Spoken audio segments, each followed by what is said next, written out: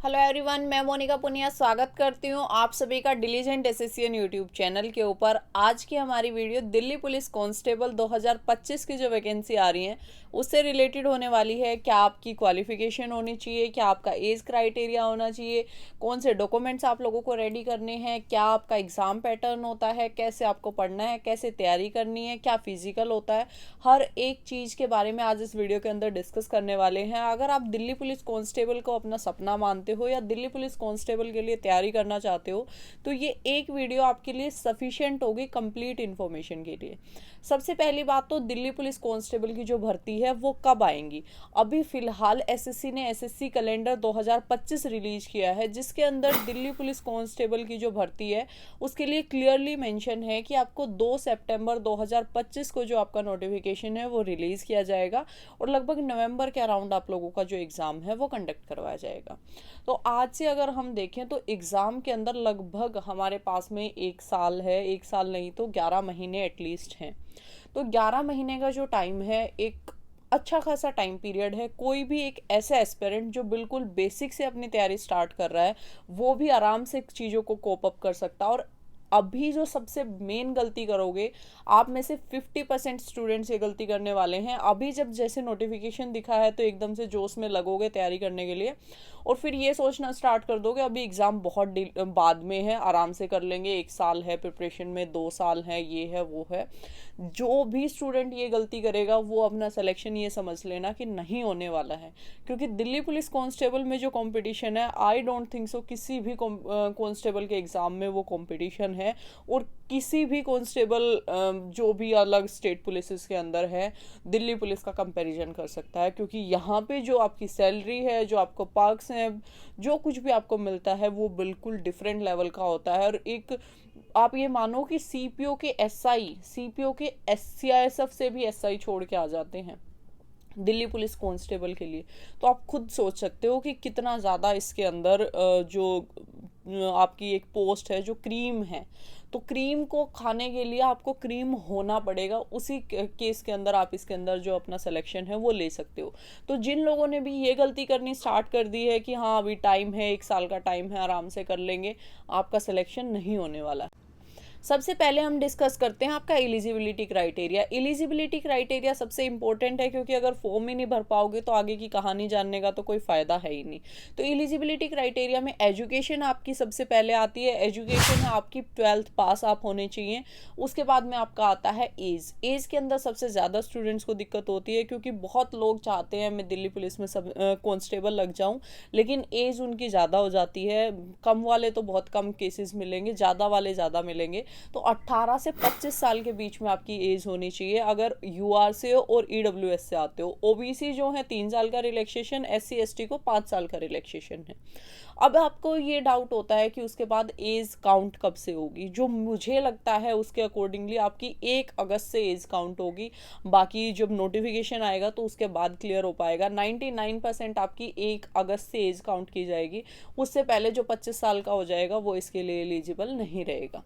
उसके बाद में हम बात करते हैं आपकी जो हाइट है, हाइट और आपका जो बाकी चीज़ें हैं उनके बारे में। हाइट जो है आपकी वो 157 सेंटीमीटर फीमेल की, 170 सेंटीमीटर मेल की होनी चाहिए।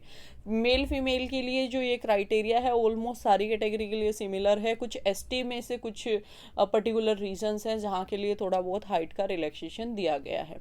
उसके बाद में हम बात करते हैं इंपॉर्टेंट डॉक्यूमेंट्स आपको क्या चाहिए, क्योंकि सबसे मेन दिक्कत आती है कि आपका पेपर हो गया, फिजिकल हो गया, सारी चीज़ें होगी, लेकिन आपके डॉक्यूमेंट्स पूरे नहीं हैं तो आप नौकरी नहीं लग पाओगे। सबसे पहले आपके पास में 12th पास का सर्टिफिकेट होना चाहिए। उसके बाद में अगर एससी एसटी ओबीसी किसी के अंडर भी आते हो, ईडब्ल्यूएस का जो सर्टिफिकेट चलेगा वो 2025 और 26 के लिए जो बनेगा फाइनेंशियल ईयर वो आपका वैलिड होगा। तो जाके अपना जो अराउंड जून के अराउंड अपना जो ईडब्ल्यूएस का सर्टिफिकेट है बनवा के रख लेना, एकदम से लास्ट टाइम के ऊपर आपको भाग दौड़ ना करनी पड़े। उसके बाद में आपका ओबीसी का है, ओबीसी का सेंट्रल का सर्टिफिकेट चाहिए होता है, लास्ट 3 ईयर तक का वैलिड होता है। वैसे अपना लेटेस्ट ही बनवा लेना ताकि कोई भी दिक्कत ना आए। एससी एसटी का भी आप लोगों को कास्ट सर्टिफिकेट चाहिए होता है, बस लेटेस्ट का कोई आप लोगों का वो नहीं होता है, सिर्फ आपका कास्ट सर्टिफिकेट लगता है। ओबीसी सेंट्रल और ईडब्ल्यूएस लेटेस्ट ईयर का, ये सबसे 2 मेन दिक्कतें करती हैं और इनके लिए अपने सर्टिफिकेट्स रेडी रखना।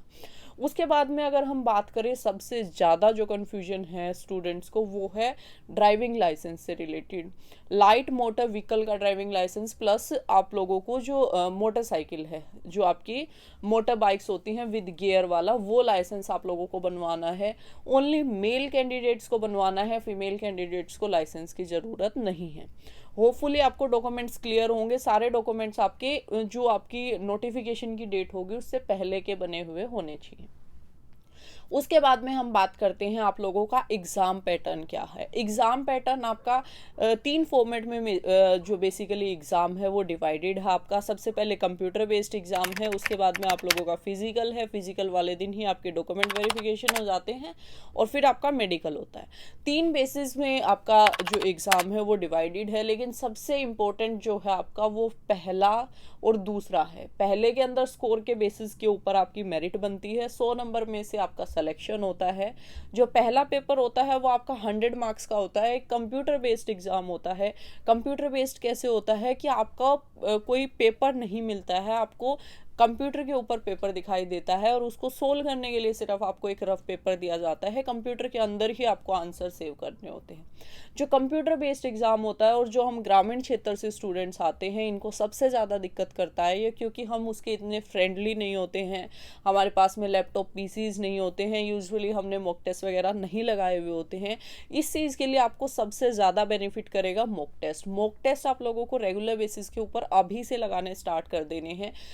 ऑलमोस्ट जो मॉक टेस्ट होते हैं वो मैं हमेशा रिकमेंड करती हूँ, लास्ट टाइम भी, उससे लास्ट टाइम भी, और इवन जब मैंने अपनी प्रिपरेशन की थी तो भी मैंने टेक्स्ट बुक का ही सहारा लिया था। टेक्स्ट बुक के ऊपर फिलहाल बहुत बड़ी सेल चल रही है, तो जिन भी एस्पिरेंट को अपनी तैयारी करनी है वो अभी से अपना मॉक टेस्ट लेके रख सकते हैं। अगले 1 साल तक कंप्लीट आपके साथ रहेगा 365 दिनों के लिए।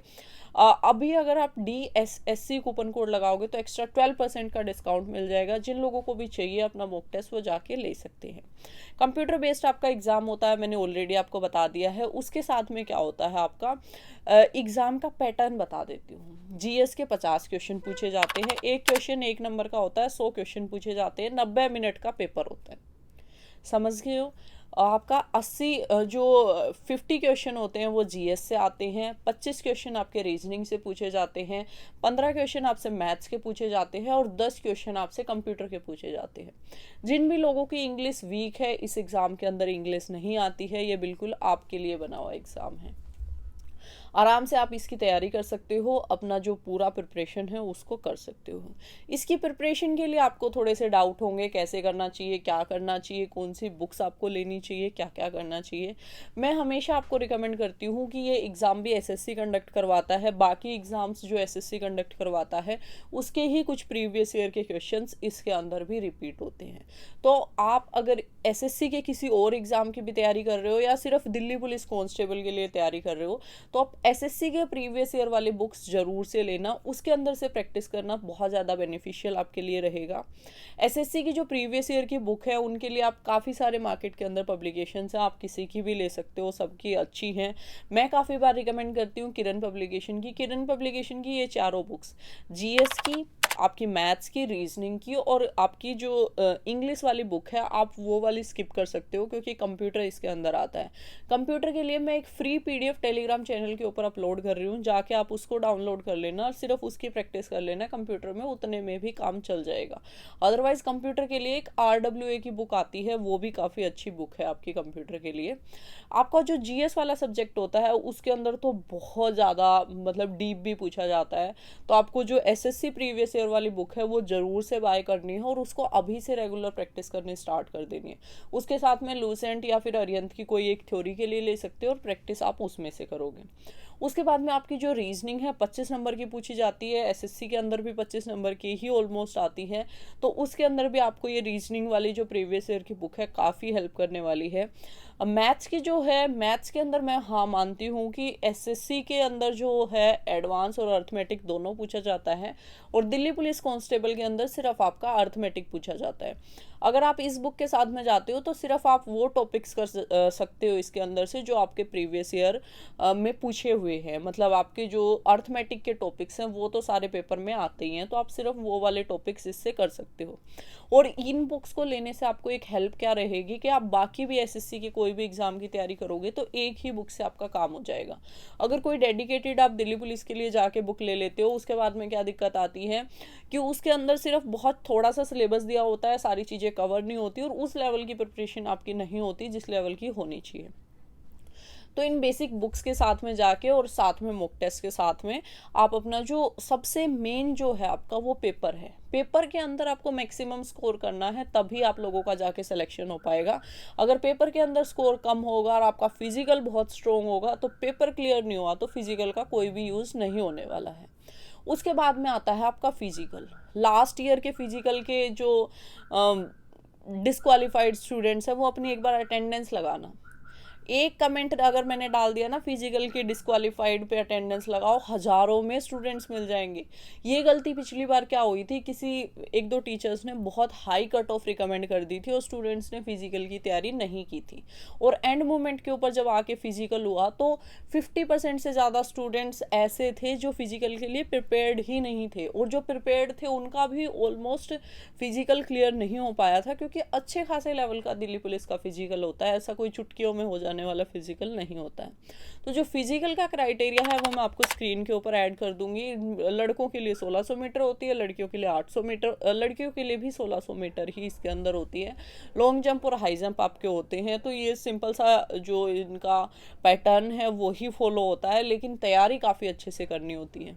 तो या तो आप ऐसे कर सकते हो कि रूटीन में आप थोड़ी थोड़ी रनिंग वगैरह करते रहो। अगर आपका स्टेमिना भी है ना, पेपर होने के बाद में आपको इनफ टाइम मिलता है, आप आराम से फिजिकल की तैयारी कर सकते हो।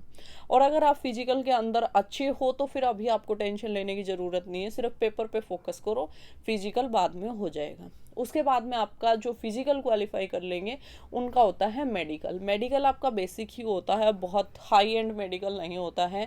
जो आपका 22 वाला कांस्टेबल का बैच था उनका इन्होंने दिल्ली में ही मेडिकल कराया था।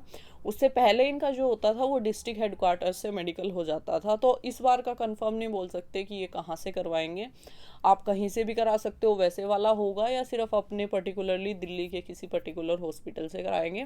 जहाँ से भी कराएंगे मेडिकल इतना हाई लेवल का नहीं होता है जितना आर्मी वगैरह का होता है, यूजुअली स्टूडेंट्स क्लियर कर लेते हैं। सबसे मेन दिक्कत आती है पेपर में और आपका जो फिजिकल है उसके अंदर। तो इन दोनों की बहुत अच्छे से तैयारी करनी है। दिल्ली पुलिस कांस्टेबल से रिलेटेड आप जो कुछ भी जानना चाहते हो मेरे से वो कमेंट सेक्शन में आप मेरे से पूछ सकते हो, एक एक चीज़ का मैं रिप्लाई देने की कोशिश करूँगी। इसके ऊपर जो जो वीडियोस आप चाहते हो उसके लिए भी मुझे कमेंट में डालना। एक डिटेल स्ट्रेटेजी की वीडियो मैं आप लोगों के लिए ज़रूर लेके आऊँगी। इसके बाद भी पर्टिकुलरली कौन सा सब्जेक्ट कहाँ से पढ़ना है, क्या करना है, अभी मैंने सिर्फ आपको बुक्स रिकमेंड की हैं। उसके साथ साथ में और कोई वीडियो अगर आप चाहते हो मेरे से दिल्ली पुलिस कांस्टेबल के ऊपर तो वो आप कमेंट सेक्शन में लिख देना। बाकी मैंने इस वीडियो के अंदर ऑलमोस्ट सारी चीज़ें कवर करने की कोशिश की है दिल्ली पुलिस कांस्टेबल के लिए। Thank you so much for watching this video. अगर वीडियो अच्छी लगी है तो वीडियो को लाइक कर देना, चैनल को सब्सक्राइब कर देना। फिर मिलेंगे किसी और वीडियो में, तब तक के लिए जय हिंद, जय भारत।